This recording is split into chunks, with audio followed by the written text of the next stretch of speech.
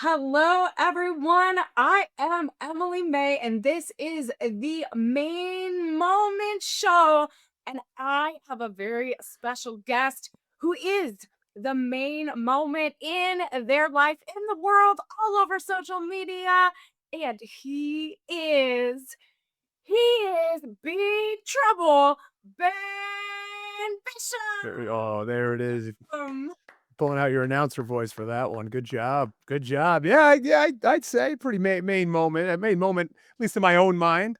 At least in my eyes. So, We all are the main moment of our oh, own yeah, lives. are we We have to sure? You have to embrace be. it. You have to be. You have to be, especially in this crazy world of wrestling. You have to be your number one fan. You have to be a mark for yourself. I always say that. Exactly, and you are kind of the number one. I would say I discovered you on social media first. Most people. Most people Most people. before we met in person in Atlanta. Uh-huh. So I was introduced to you obviously through your hot takes, your little vignettes, your little story time clips on social media. And you are truly getting to the true heart of independent wrestling. And I do have to say, every time I see a clip, I'm like, oh my God, that's happened, or I've seen that happen, or I've Uh-huh. heard about that happening. So let's talk about, how did that all come about? Why did you feel like you needed to give everyone that might not be familiar with the independent circuit that inside track? Yeah, it started in 2023, and really, Emily, I mean, I was so burnt out of wrestling. It wasn't like I've been doing it for that long, right? I've only been doing it since 2019, so I was about 4 years in at that point, and I was just like, something about it, I was like, I don't get this, like, I don't understand, I feel like I'm trying to do everything right, and, like, nothing's really moving forward for me. And I wasn't playing, like, the "I'm blaming everybody" game, I was just kinda blaming myself. I'm like, "It's just not working," right? Because, being a guy of my size and stature, I just kept hearing like, "Oh, why aren't you signed yet? Why aren't you this?" Like, "Oh, Vince would love you, look how big you are. You shouldn't like this, that, and the other." And I'm like, all right, well, I guess I'm doing something wrong. Like everyone keeps telling me that. I mean, I know they always mean it in a good way, but like, at the same time, it kind of sucks to keep hearing over and over and over. So I was like, I got to do something different. I can't just be a tall guy. And that's when I just like decided, with the help of some people, like guys like Sam Adonis, my buddy Nick Buono, former worked at Barstool. We did a podcast together for a little bit. Just talking about content, like doing something different. And I decided, I've always would make these jokes, like the jokes I make on on social media about wrestling, and I was like, "Why don't I just put it into, like, short form content or do something?" I've always been comfortable in front of a camera, and I think this could maybe set me apart, or it could burn it all down. So it was one or the other, and I thought, like, "You know what? If I get a bunch of heat for it and I don't get booked anymore, all right, then I just got myself out of wrestling, and that's what I was gonna do anyway, because I was like, I'm kinda sick of it. So, I decided, like, let's just go for it, and you know what? Whatever happens, happens. And I started making them, started making a few, tried to find my, like, kind of voice a little bit or my lane or how I wanted to do it, and just started putting them out there, and, it like any type of content, and I tell people, it's not you're not gonna blow up of like but 99.99% of people aren't gonna blow up on your first video, right? Unless it's just something that goes crazy viral. But even then, most of those people that do that still have done it for like 10, 15 years. Like look at the guy, the Costco guy, Big AJ. He was making content for 10 years until it finally blew up. So it was this gradual process, and Instagram likes consistency. So I just kept putting them out, and I would get a few people being like, I don't know what the hell you're doing, but this is really funny. So I just kept doing it. And then finally, it all kind of came to a head around when I had my AEW match last year. And when people saw me on a quote unquote national stage, and they kind of started seeing the videos, and I made a few videos based on that, and things kind of started blowing up. Um, and yeah, does it, it can be controversial. Some people don't like it. And that's fine to me. I mean, hey, you know what? At the end of the day, this is all subjective. Wrestling, comedy, it's all subjective. And people can say, "Oh, you're not funny at all." It's like, okay, well, some people think I am. So I mean, if you don't, it's okay. Same thing with wrestling. People can say Daniel Bryan's or Brian Danielson's the best wrestler in the world, but then someone also can say I think he sucks, And technically both people are right because it's not an objective sport, right? So, I just decided like this is a way for me to set myself apart. Obviously, social media is important. You see all the major companies now really take a lot of they put a lot into social media in building your brand. So that was kind of my idea with it. I mean, it is such an incredible idea. You really just embraced it. And I've seen the mixture of comments, right? And I get this too on my content as well. You get the haters, you get the supporters, right? Mhm. So how do you, because I struggle with this as well. Mhm. How do you block out all the haters? How do you block out all of those negative comments? Again, those people that might not agree with what you're doing. Yeah. The way I think about it is, and I'm not saying I this was like immediately this is how I thought because it does take time. There were times where I've apologized for stuff and I realize, and I'm like not going to name drop, but some prominent people did reach out, but hey, don't apologize. Like most people know this is a joke. Don't let these people get to you or like think like you're making jokes. Like that's okay. Like you don't need to apologize. And I realized like, yeah, you don't want to placate to some of these people. At the end of the day, the way I think about it, people don't punch down. They wanna punch up. So, if you're if you're getting all these views and all these like, eventually someone's not gonna like it. I call it like the internet, I think of it as like an equilibrium, right? Is where once you start getting really popular, and you can see this, once you start getting really popular, people kinda wanna bring you back down because they're like either they're not getting it or they're not part of it or like this doesn't make a lot of sense to me, especially with what I'm doing in wrestling and getting myself over in a different way than most people get over in professional wrestling. To people so that you're gonna have the people that are very confused. That's okay. And I've told myself that, people don't punch people aren't gonna punch down, they're gonna punch up. So and misery likes company. So a lot of these people, and I'm not trying to be mean here, but it's true. A lot of these people are miserable and they want you to be miserable with them. So they're living a life in their bubble of irrelevancy, and the only connection that they have is an internet connection. And so they don't have any real human connection. And this is the only way for them to connect with people is through the internet. So, a lot of people like to jump on bandwagons. You see one person hating, and they're like, oh, okay, this guy hated on him. Now I can do it. Right now I can have a conversation with this person because I'm not having a conversation the rest of my day. Yeah, there's a lot of, like, keyboard warriors, right? They Oh just yeah. on the Yeah. screen, like, they feel like they can comment or, make negative posts, and it does take a toll, but, like, I think you have the right outlook in the sense of you just kinda have to people are gonna hate it, people are gonna love it, and you just Yeah. what you're doing. It is what it is, and, many people say that. It's like, if you're not getting hate or, you're probably not doing something right. Yeah. You gotta take the good with the bad, and, unfortunately, us as putting ourselves in the public eye and putting ourselves into a very, very subjective, industry, the same with comedy or acting or music, that it's we are setting ourselves up for people not to like us because we're not it's not like it's baseball or basketball. It's not like I can go out there and hit 350 with 40 home runs and 150 RBIs, right? And someone says I suck. It's like, well, I don't. Like you can easily say that. But here it doesn't matter because it's all subjective. So we're putting ourselves out there, and you got to understand. Like I finally told myself, it's like, well, it 99 people are being positive, but that one person says something real crappy to you, and, like, why am I thinking about that? Why is that ruining what about the 99 other people who said something really nice? And I'm thinking about that one comment. So now I try to focus my energy more on those positive people because they're supporting. So why don't I reply to them instead of trying to go back and forth with some guy that has like a cartoon profile picture and Yeah. 12 followers and like that. See, it seems kind of it ends up being like corny to me that I would do that. So I stopped. Yeah, no, I really appreciate that, and I don't know if you're a Taylor Swift fan, but obviously that's I feel like everybody by proxy kind of is at this point. I know, right? I feel like she's a great example where she gets hate all the time, Oh yeah. right?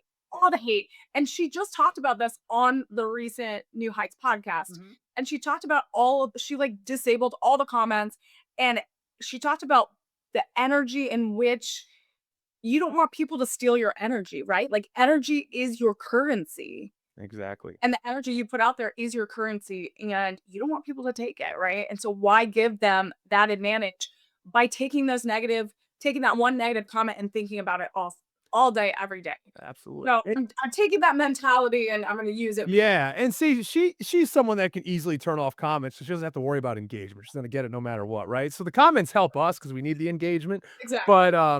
but, yeah, exactly, like someone at her you think about people like that, right? Like, she's at the top of her game. She's the one of the best of all time, possibly gonna be one of the greatest of all time performer, right? Like, the accolades are there.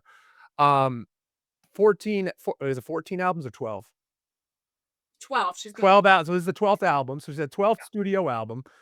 A majority of them all gone platinum. I'm sure most all of them have, Grammys and whatever else she's gotten over the years, and she still gets hate, and she's the best right now in her craft.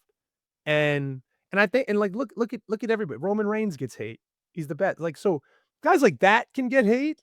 Like what am I complaining about? Or girl like or like doing. women like Taylor Swift, like, it's just like we need to sit here and be like, they're gonna hate no matter what. So like you can't fight it. You're not gonna stop it.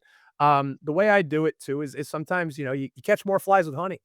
So you just go back and like so people I've seen people be like, "Man, I really don't like your stuff. I hate that I'm on this algorithm." I'm like, "Well, I'm sorry. I don't know what to tell you, man." Like I'm just like, you can block me, like block me. Yeah, you're above the algorithm, man. You're above it. But it's just now I'm like, then block me if it's bothering. Then they'll be like, "Well, I'm not trying to like be mean." I'm like, I'm not trying to be mean. Like if it bothers you, block it. Why'd you make a comment? Just block me. I know. Block me. Well, yeah, it's a tricky thing. It's always a tricky thing, and everything's changing online all the time. Um, but I'd love to move on to a little bit more positive recent development moment in your life. Speaking of the main moment, you had a really big moment.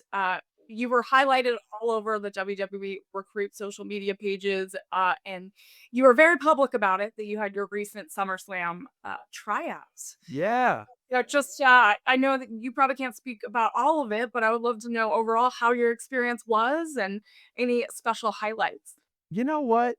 Honestly, I thought the experience was amazing, Taking off this blur because it's bothering me now. There we go. Oh, Okay.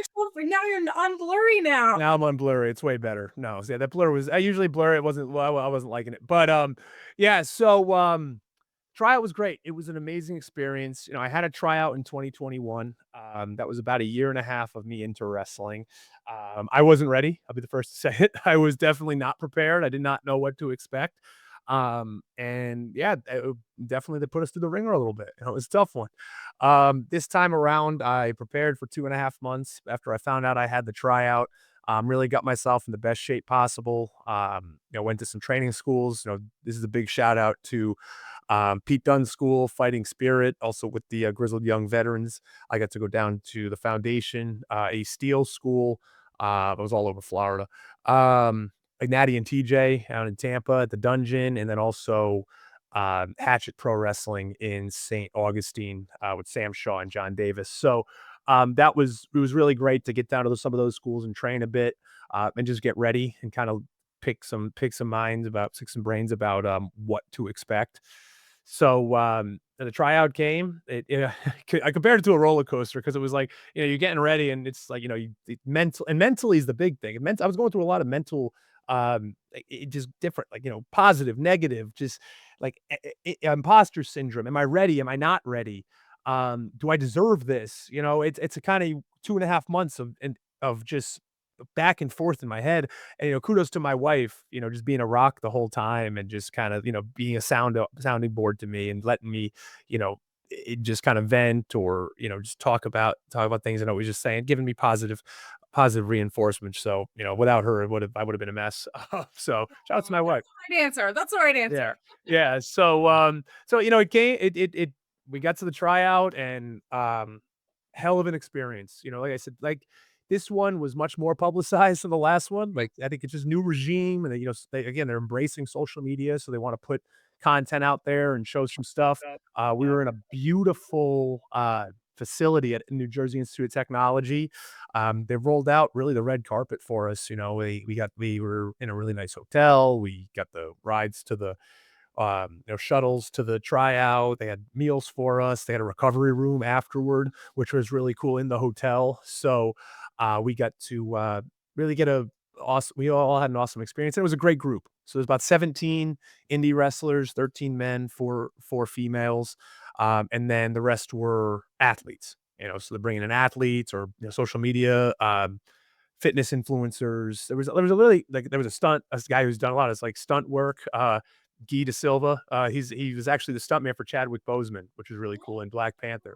So yeah, pretty cool background. And so we had a lot of really people from different backgrounds, but it was great because the athletes really respected the wrestlers a lot. Everybody respected each other, but the athletes came in, they weren't like, nose in the air or, like whatever. This is just a job type of thing. They really did try hard and they respected it. So that was cool. And everybody was really pushing each other and getting through the week and made a lot of good connections, honestly.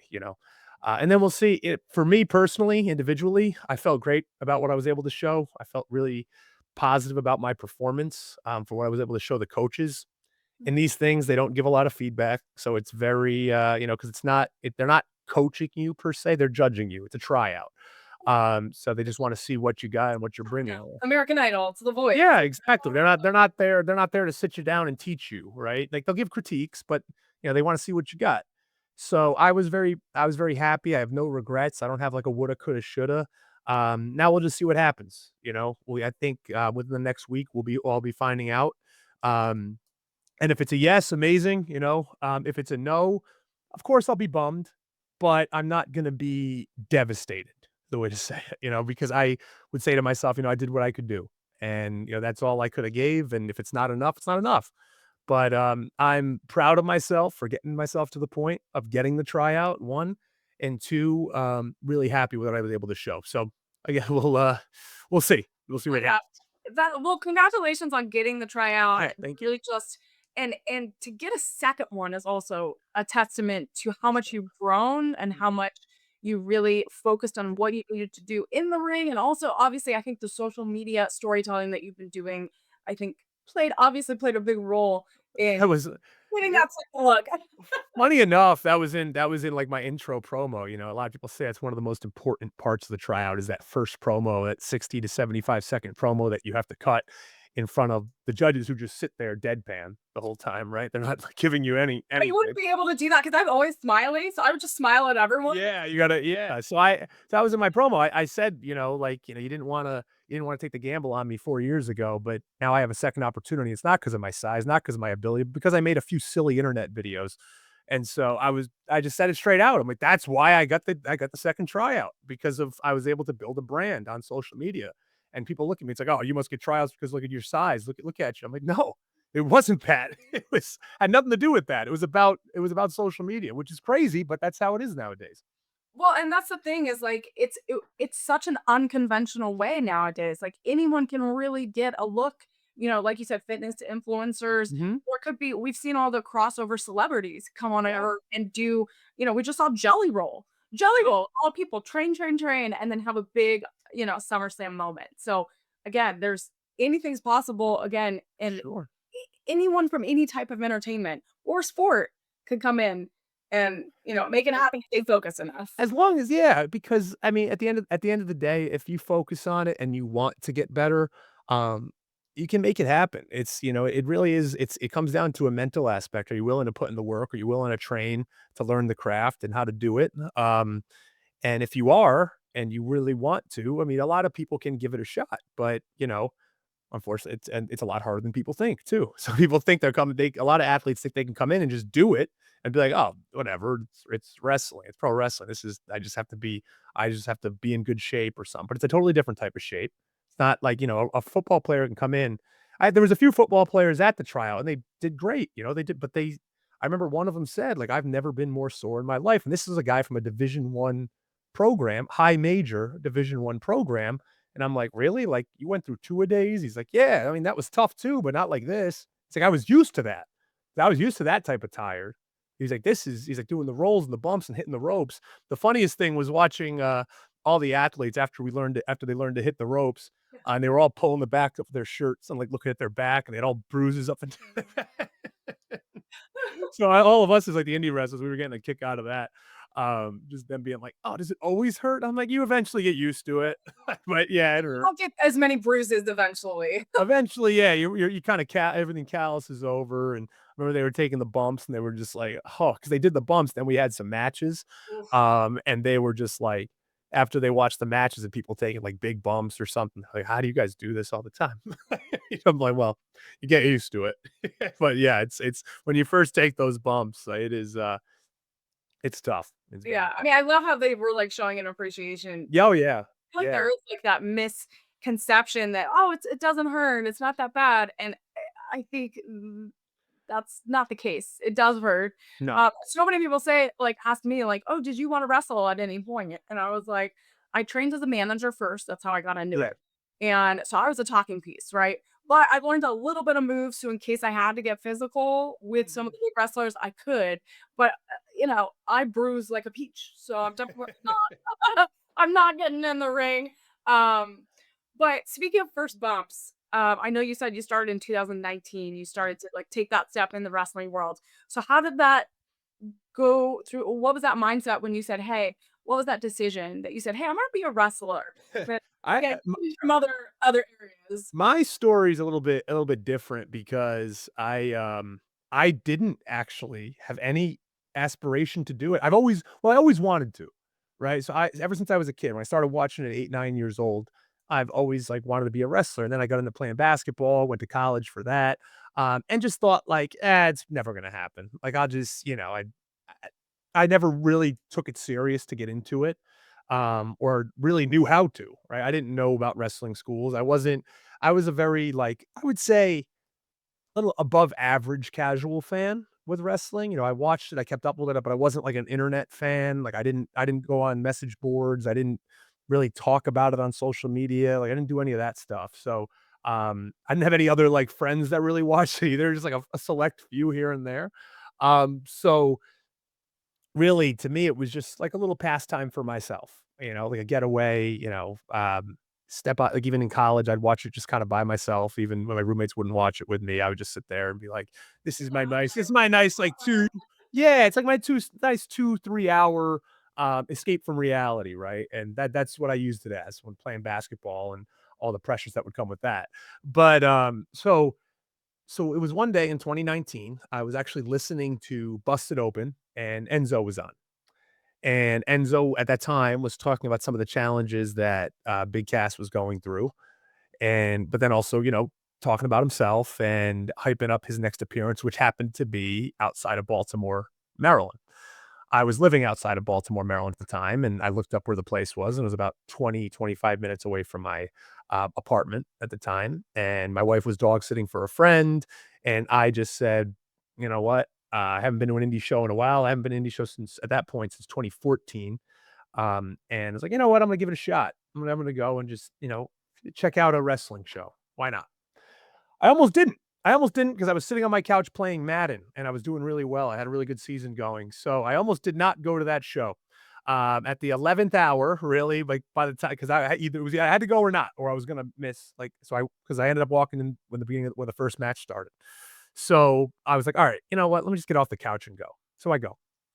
And I'm standing in the back, at intermission, and people keep looking at me, because of my size, and first they look at me because they think I'm Big Cass for, like, a second, right? So they give, like, a second glance because they see this big shadow guy walk in. They're like, "Is that" "Oh, no, it's not." So, I'm standing there, and then Gilbert comes up to me, and Gilbert, he comes up and he just says, like, "Man, are you a worker?" And I was like, and I didn't know what that meant. So I was like, "I have a job." And he goes, "No, no, no." Yeah, I didn't know, I didn't know all the lingo. So he's like, "No, no, no, no. Are you a wrestler?" I'm like, "No." He goes, "Well, do you wanna be?" I was like, "I've always wanted to be, but, like, I sure." And so he walks me up actually to James Ellsworth, and Ellsworth kinda looks at me and he's like, "Who the hell are you?" And it's like, "I'm just Ben."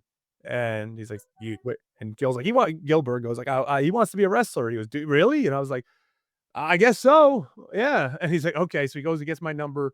And he's been my main trainer along with, I always shout him out, Nick Taylor. He goes by Sickened on the independent circuit, who really helped me out a lot. And he trained me as well. He was trained by Ruckus. A lot of people know Ruckus from the old CZW days.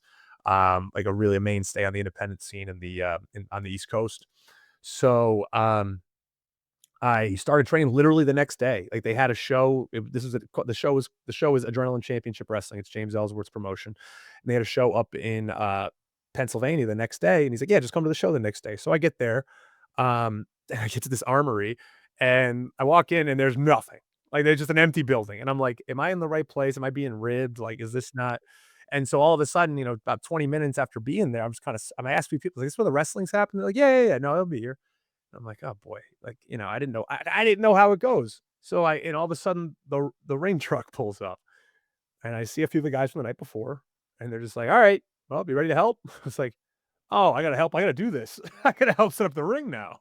Yeah. I didn't know how this shit went.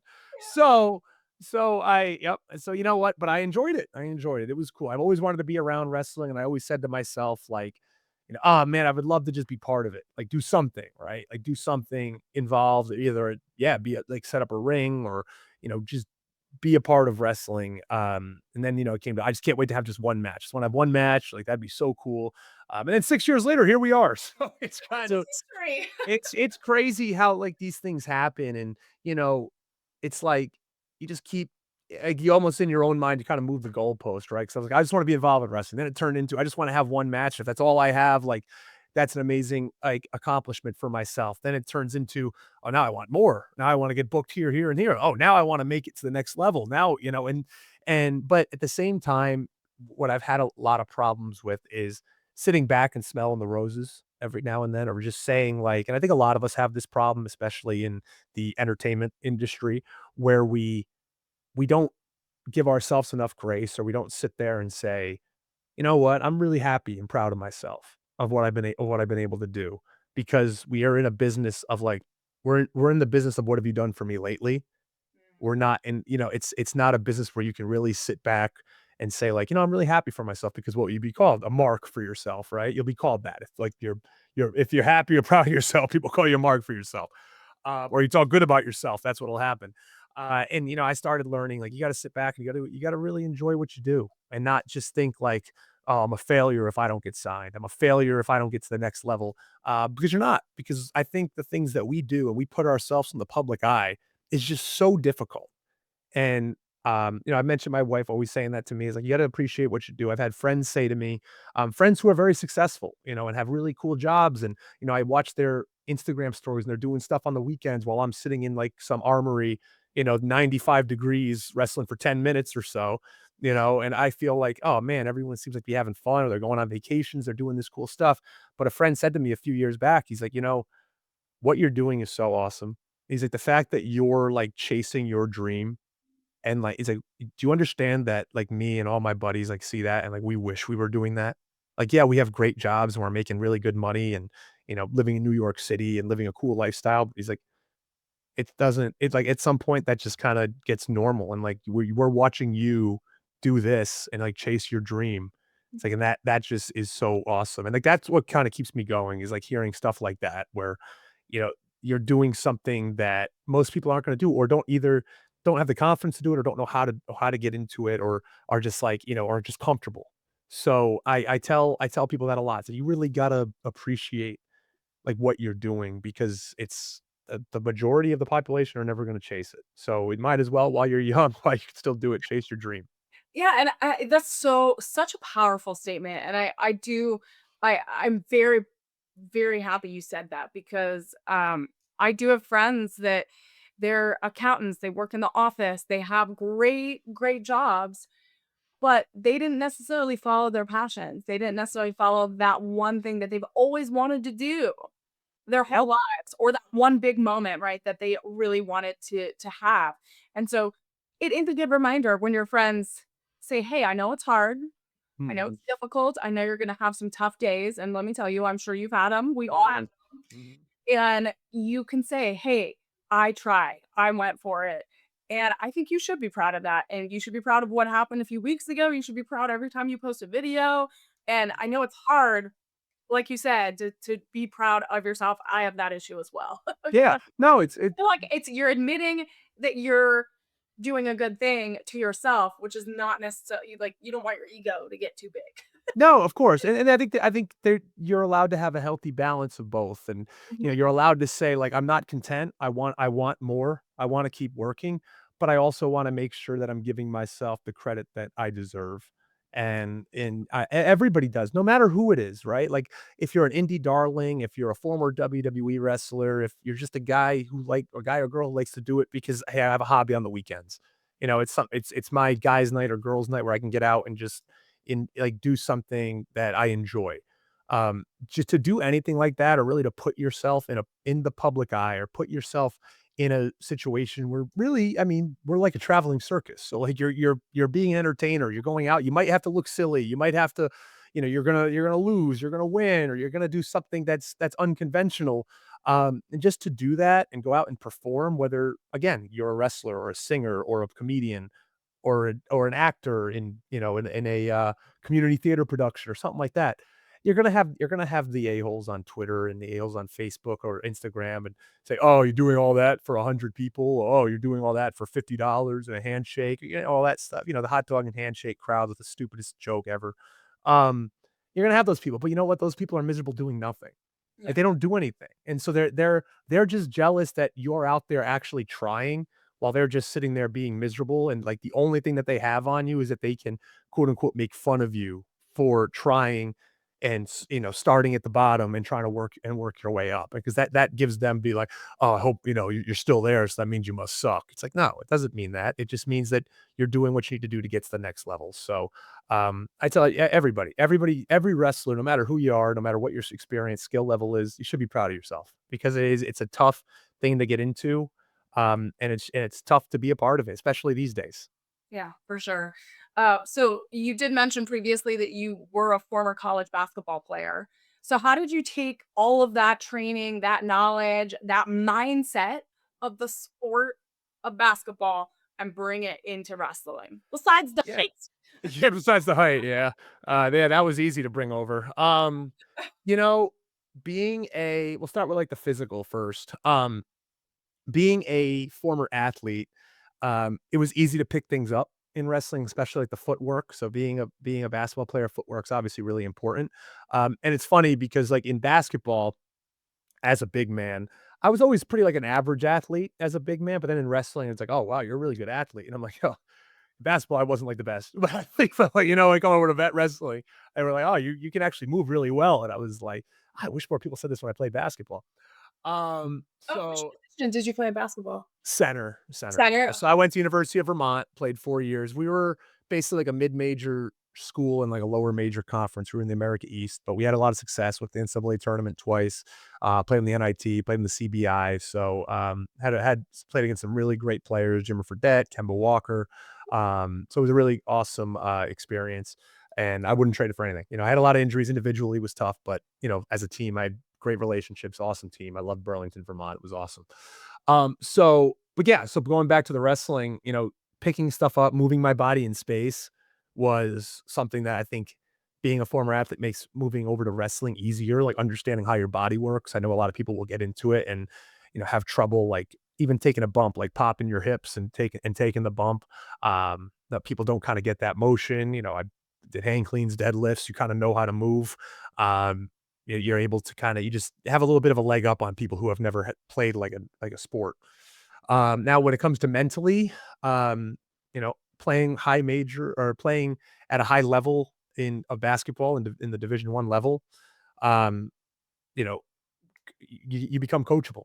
Even if just getting into wrestling, and being told like, I was MF'd and, I heard everything under the book, right, in the book, right? Because I played in 2009 to 2013, and, I heard everything. I heard everything from my coaches, and we were getting called every name, everything. So, um, getting yelled at in practice every day, in film, whatever it may be. So, coming over to wrestling, I was just like, I mean, that's not the hard that's the easy part. Oh, indie promoters. We're good. No, but yeah, like, I mean, I'm fine. Like, yeah, people can yell at me and tell me all the time, I can't, but I'm coachable. So I have to remember plays on the fly. I remember like at different plays and variations of plays in basketball. So coming over to wrestling, that was another thing that was a little bit easier for me. So that is something that I think a lot of people have trouble with moving into wrestling is like kind of being coachable. Because there's so much really to learn and when it comes to professional wrestling, everybody's got an opinion. So you gotta learn how to take a little bit from everything and kinda make it your own, because if you take everybody's opinion, you'll never advance because you just think you're gonna keep changing the way you are, especially for a big man. Everyone thinks big men should work differently than they do, so, um I just kinda learned, like, same thing with basketball. People will tell you, give you advice all the time. It's like, I don't have to take it. I'll respect it and say thank you, but I don't have to take the advice. I've heard when I got into wrestling, 2 2 individuals of, I would say, kind of equal stature, maybe one a little bit higher than the other, 2 weeks apart gave me totally separate advice on how I should work, right? And 2 guys that have a lot of influence at 2 companies that they're at, 2 major companies, gave me 2 totally separate advice. Like, and so it's just like, who do you listen to? Who do you listen to, right? And so that's something you kinda learn as a wrestler. You just gotta kinda figure out, like, do what you do really well at the end of the day. Like, then you become almost inevitable if you just do what you do Yeah. as the best you can do. Um, And you have so character too. I feel like you that's had a lot of the character first, and then you, like, brought the kind of the physical Mhm. the kind of Well, the physical backup. I think that when it comes to wrestling, that's what is gonna resonate the most with people, and this isn't against anybody who's a great technical wrestler and puts their wrestling first, because if you can do all that stuff and you make it look so good, then great, then that's part of your character. I was never gonna be a technical, like, standout wrestler, that wasn't my thing. That's not really what I enjoyed. I know how to do certain things, but nothing to the level of some of, like, the really, like, strong technical wrestlers, like the Greshams of the world, like the, Darian Bankstons of the world, guys like that who can just, tie people in a knot, and, and do some, like, amazing thing like mat wrestling. Like, I can't do that. So I never was gonna do that. So I needed to get over with a personality, obviously my height, add that into it. When I started, people were like, "Oh, you should be like a Viking or like a Tarzan character or like, like, or something like a jock." I'm like, I'm like, or some people told me to wear a mask, and I'm just like, "Why?" Like, I don't wanna wear it. Like, why would I like, I just I feel like I can have a personality. I don't wanna wear a mask. My favorite wrestler ever is Kevin Nash. So I was just thinking, like, why can't I be just like another kinda like guy like him? Like, why do I have to be like the big monster, like, like, what every big guy is? Like, I just didn't wanna do that. I just wanted to be different. So that's why I came up with, like, the 6'12" thing. I don't wanna be just thought of as a 7-footer. I wanted to be thought of as, like, you're different, right? Like, if you put me in the box of the 7-footers, now I'm just like the Kane, the Undertaker. There's nothing against, obviously, those guys are great, but I didn't wanna be the monster gimmick. Yeah. I didn't wanna just be I didn't want everything just to be about, like, "Oh, I'm just a big guy." I wanted to be a little bit different. I wanted to, break the mold a little bit, and so that's kind of how I just continue to develop. And again, a lot of people say, I've gotten comments like, "Nobody likes a smiling giant," or "You joke around too much. You gotta be a killer. You gotta be this."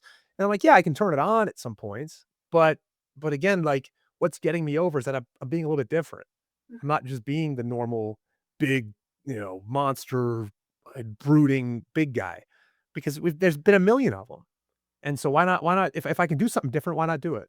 Yeah, and you hit kind of the nail on the head there that in entertainment, in wrestling, in sports, you have to set yourself apart from everyone else. You could always again be that 7-foot monster, but how are you going to set yourself apart so that you stand out? And you're doing that with character, you're doing that with personality, charisma, and obviously you have the physicality and the wrestling chops to back it up. And so, and I like how you're also staying true to who you are because authenticity is a really, really important aspect of any type of entertainment, It is. It and is. you have to be true to yourself because people will smell that a mile away if you're not authentic. Oh, Almost 100%. all the time. And you can, and, like, some people can be totally like, that's like, it's really admirable, like, guys like the Canes and the Takers of the world who were able to be a totally different character than themselves and, knock it out of the park and be some of the 2 of the greatest characters in wrestling history, right? And just totally opposite of the type of people that they are. Um, and that's amazing. I just didn't think I could have done that. Now, I wrestled for Juggalo Championship Wrestling for a little bit, and, Yeah. they tried to have me do me and Jack Talos, the 7-foot guy, we're gonna be the Redwood Giants. We were supposed to be, like, brooding and mean, right? Like, and not a bad gimmick. I thought Violent J had a really good idea, and, like, nothing against it. I just couldn't do it. Like, and I kept smiling. They were like, "You can't smile." And I'm like, I had that trouble too. People "Yeah." were like, "Can you do a serious promo?" And I'm like, "Yes, I think so." Yeah, And that's yeah, it's hard part.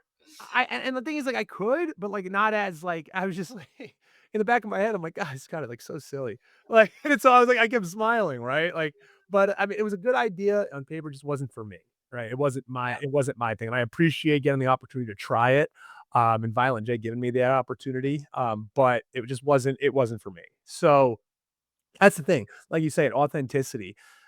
People I think, that's what I learned people gravitate towards. Excuse me, they kinda wanna see your genuine side. Um, they they wanna see confidence, but they also wanna see humility at the same time. They wanna see that what really has helped me is that I can be the butt of the joke. And I'm comfortable enough with myself and confident enough with myself that I can also poke fun at myself too. Where unfortunately, we're in a business with a lot of fragile egos, and people don't wanna do that. Yeah. But I can because you know what, I'm confident enough that it's fine for me, and I've made videos based on that, and so that's what I think makes people be like, okay, like it lets their guards down when it comes to me because a lot of people see big guys, and this day in wrestling, like, yeah, a lot of people do like big guys, but a lot of people don't because all they're thinking about is like, oh, you're probably just like an a-hole big guy. Oh, you can't work, can't bump, can't do this stuff. Probably just want to squash people. And then they learn, like, no, it's okay. I'll get beat by a guy half my size on national TV in a minute and 5 seconds. So I mean, it helped, but and it worked. It worked. So that's you really are right because it's when it comes down to it, and I think it Stone Cold said it. Really just the best characters when you be yourself and you turn it up to 11 and just they just kind of rock with it that way, and that's what Ben Bishop is. It's just me turned up to 11. I love it. So we're gonna learn a little bit more about you outside the wrestling ring. Hmm. Okay. So we're gonna get to this is the segment called Pick Your Moment, and you are gonna pick what you would rather do. Okay. Options I give you. So Oh, yeah. it's super fun. So Okay. learn a Let's little bit do it. more about you. All right. So would you have a rewind button or a pause button in your life? Oh, wow, that is a great question. What comes to mind first is definitely rewind. Definitely rewind because you get into those situations where you say, like, you ever been in that? You ever like said to yourself, like, after you have a conversation with somebody and like you kind of sleep and you wake up in the morning, you're like, what did I say? Like, why did I say that? Was that weird? Was that cringy or was that something like I shouldn't have said? And you always think like, God, I wish I could just go back, or like even, you're married, I'm married, we get it. So like when you're in a relationship, you're just like, and you say something you're like, oh, I really shouldn't have said that. Yeah. Like I just want to rewind, Look, please. I'm sitting on the couch. Yeah, or oh, I've been and I'm just like, oh, what did I just say? Like, you just say, or the tone's wrong, or you put the sentence structure the wrong way. So yeah, so yes, now that I'm thinking about it, it's not a hard question. Rewind, definitely. Okay, got it. Awesome. um, all right. Would you rather be the first person to explore a new planet or find a new treasure here on Earth? I'm a big traveler, so yeah, definitely find the treasure. Find the treasure. Okay. I don't want to deal with a new planet and deal and have to someone else can do that. No, I'll take the treasure. Because Okay. yeah, if you find a new planet, now you have a lot of pressure on yourself and feel like now you have to be the one. Like, what are you gonna do? Just walk around a barren planet? Nothing you do. It could be a water planet. It could be a planet with aliens. Then you got to fight Yeah, aliens. yeah, then you gotta do that. Yeah, yeah. Now you're kind of out of your element. Can you even breathe? Yeah, no, find the treasure. Find the treasure. All right, simple, simple. But you might have to go to the bottom of the ocean. Who knows where it is? That's scary. Yeah, open water's scary. It is like deep ocean. Yeah, deep ocean. Yeah, You're gonna have to real make your own little boy. Oh, like a submarine hole. just Yeah. that'll implode? Yeah. Oh no. Right. Yeah, right. I'll never do that. No, But honestly, I don't think there's one big enough for you. I don't think so either. I don't think Custom made. right, for real. For real. All right, that took a dark turn.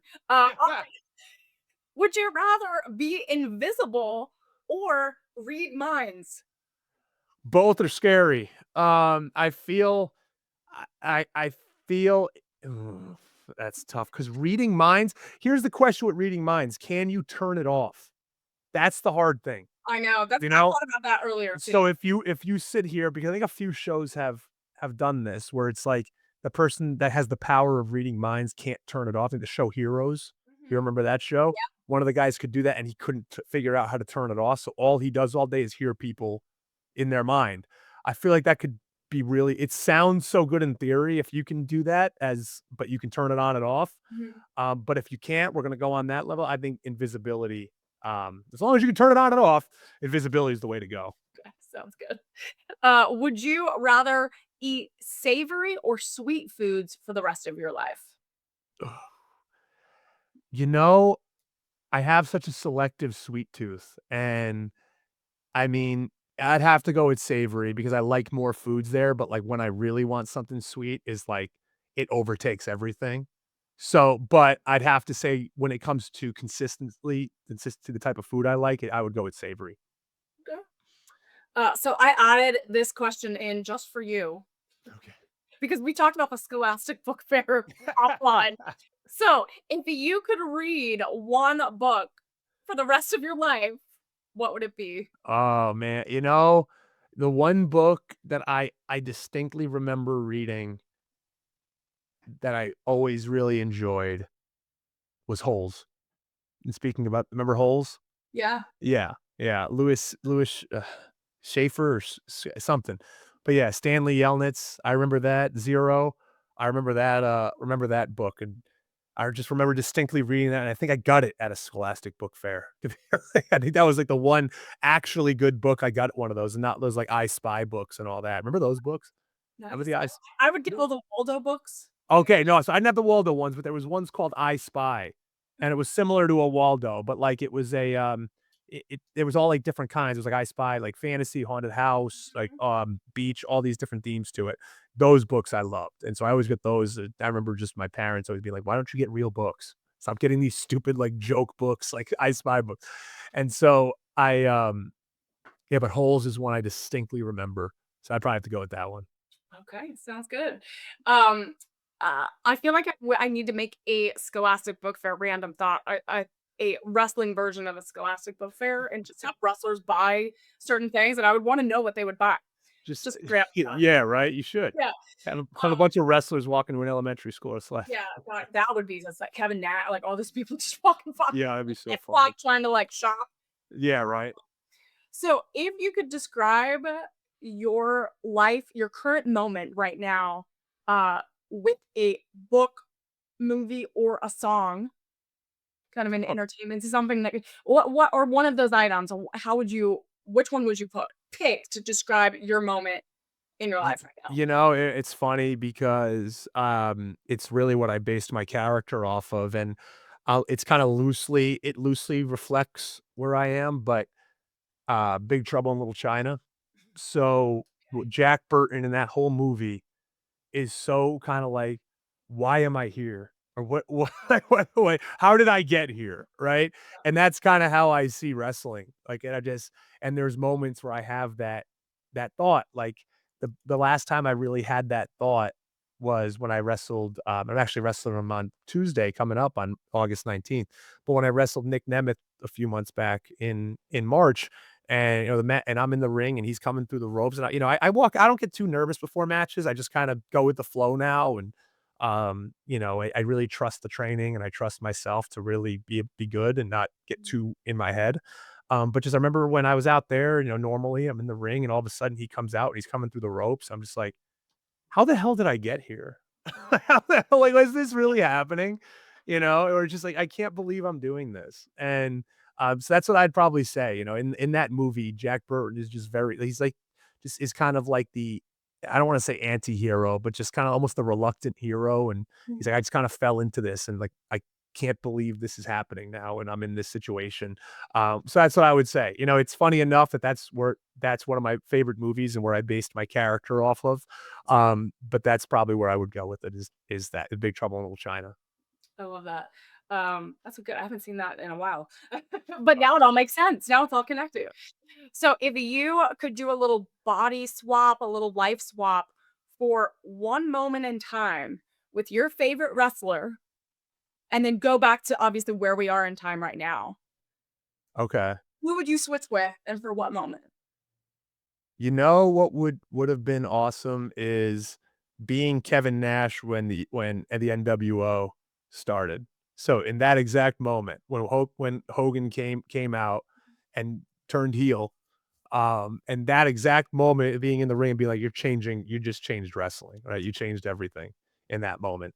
That would have been really cool at Bash the Beach in '96. I think that's the answer I would give because you're just like, you're sitting there in the ring and you're like, this is gonna be one of the biggest moments of all time.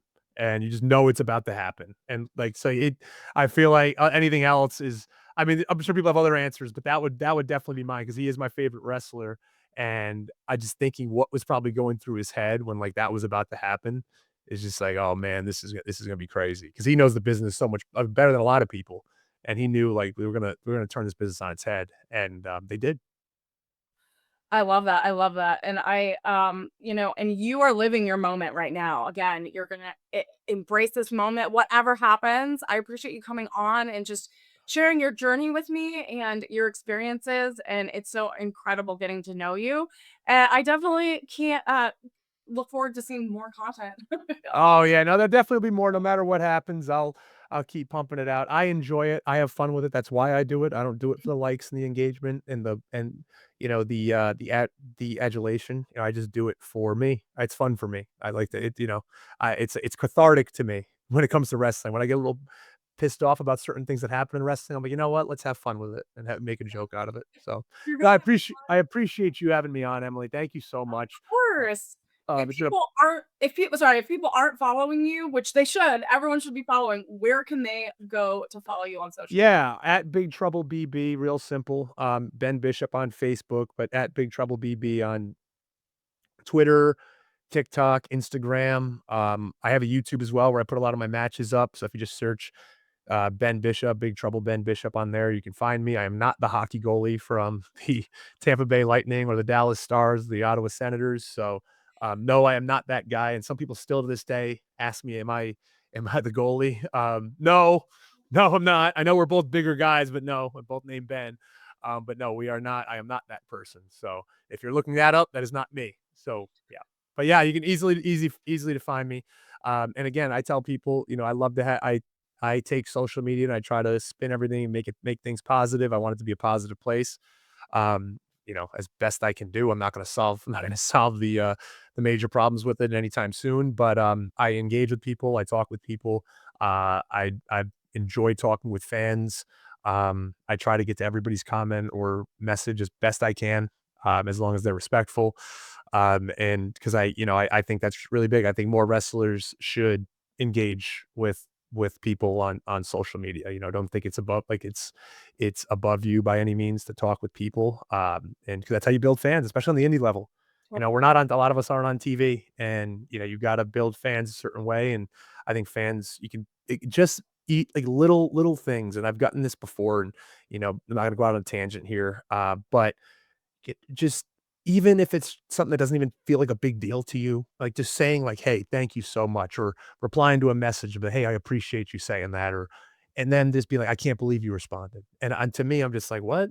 Like, that's not like, that's just not 'cause it's nothing to me, right? Like, I just think like, "Hey, I'm just responding because you said something," right? That's just decent human behavior, Mhm. but it makes people's day. And because then they feel like something from that. So if I can just do that, like, what is that any sweat off my back to take 3 seconds to respond to somebody and just make their day? Like, doesn't that make you feel good, like, making somebody's day? I mean, So, that's I what love we're all doing that. about. We have to like make the world a better place. It's what Mhm. we do. We're entertaining. We're trying to change the world in whatever small way we can. And I try to take that same philosophy of like even just responding to a few people, even liking something if they tag me on something, Mhm. resharing things, like even those little things, it doesn't take a lot out of my time. Sometimes I forget, so don't hold it against me. No, yeah, we all have things we're doing. It's part of the process. It is. We all have things, and I say, like, "Hey, I'm sorry if I didn't respond," or, "It takes me a while to respond," or, "It was in, like, a spam folder or something," like, "I can't Is that always." why you were ignoring me for like 3 months? That was it, that was the reason, yeah, that was the exact reason. You had to get your followers up a little bit. I don't know how to talk to you. No, but yeah, that's what we should do because we're in the business of entertaining. We're in the business of making memories for people. And what better way is, to just interact with them and, make and bring them in a little bit because that's what they want. They want to be a part of something. And, if you just if they know that they're your fan and they want to support you, give them that love right back. I love that. Well, we will end on that note. Give love back, everyone. That's Take it. that home. Big takeaway for today. Thank you all so much for joining us for the main moment. Follow me on all social platforms at Emily May Heller. Follow Wrestling News Co. on all of their social accounts. And follow Big Trouble Ben Bishop. This guy. Thank you all Earlier. so much. Take care, and I'll see you next time.